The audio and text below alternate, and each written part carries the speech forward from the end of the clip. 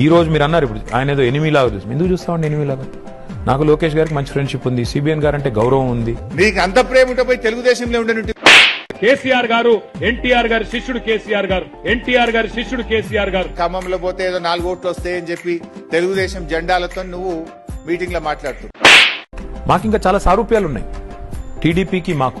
తెలుగుదేశం ఎవరితో ఉన్నది? ఈరోజు కేంద్రంలో బీజేపీ ప్రభుత్వంతో ఉన్నది తెలుగుదేశం పార్టీ. మాకు చాలా సారూప్యతలు ఉన్నాయి, ఫ్రెండ్షిప్ ఉంది, గౌరవం ఉంది. దేశం మొత్తం బీజేపీ వ్యతిరేకంగా పోరాడుతుంది.